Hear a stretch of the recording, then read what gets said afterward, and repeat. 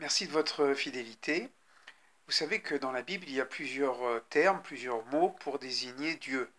Il y a bien sûr le tétragramme, le Yud, le He, le Vav et le He.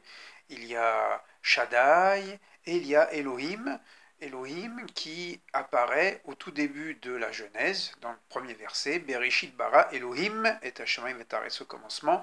Elohim créa les cieux et la terre. On traduit en général Elohim par Dieu, la divinité, mais on sait que ce terme est un pluriel masculin, puisqu'il se termine par im. Bien sûr, cela posait beaucoup de questions, que ce soit dans l'exégèse ou que ce soit même dans le Talmud, le Midrash. Pourquoi un pluriel pour un Dieu qui est proclamé un, Hachem Echad, Dieu est un.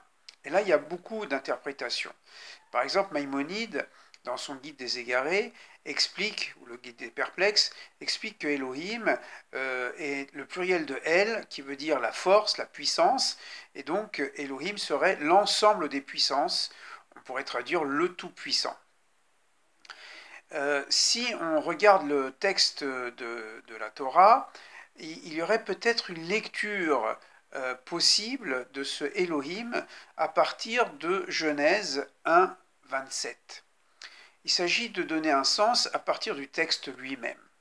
C'est la démarche du pshat, du sens littéral, avant d'introduire des notions extérieures au texte pour donner une certaine lecture, on essaye de regarder le texte lui-même.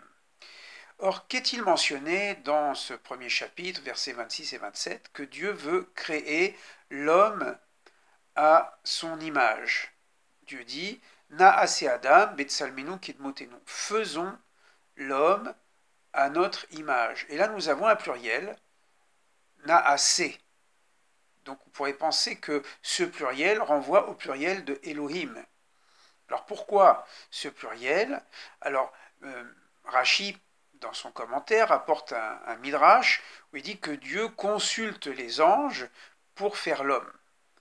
Dans la lecture chrétienne, on a vu ici la Trinité, d'où le pluriel.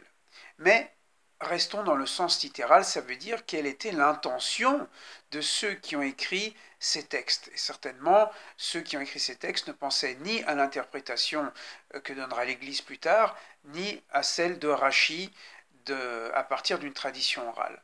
Je pense que la réponse se trouve dans le texte lui-même. C'est que Elohim désigne le masculin et le féminin. En effet, qu'est-il mentionné à propos de la création de l'homme? Que Dieu a créé l'homme à son image, Betselem Elohim Nivra Adam, et ensuite il est dit Zacharun Keva Bara Otam, masculin et féminin, il les créa. Ce qui veut donc dire que dans l'être divin, il y a le masculin et le féminin. Et c'est ainsi qu'on pourrait comprendre, même le sens littéral, que ce Dieu pluriel, c'est d'abord un Dieu qui est à la fois masculin et féminin.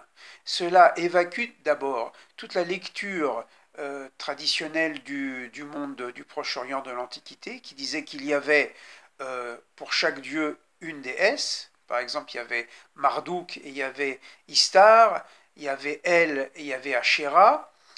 Eh bien, la Torah dit non, il y a un seul Dieu, mais ce Dieu porte en lui, en quelque sorte, le principe masculin et féminin. Et même si c'est une métaphore, eh bien, ce pluriel serait justifié.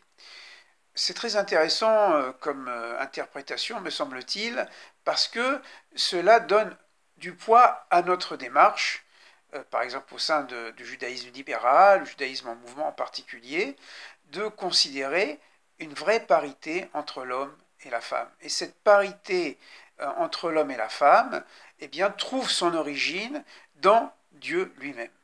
Ce qui donne donc à réfléchir et à repenser le rapport homme-femme au sein de la religion d'Israël et peut-être au sein des religions en général. Merci, au revoir.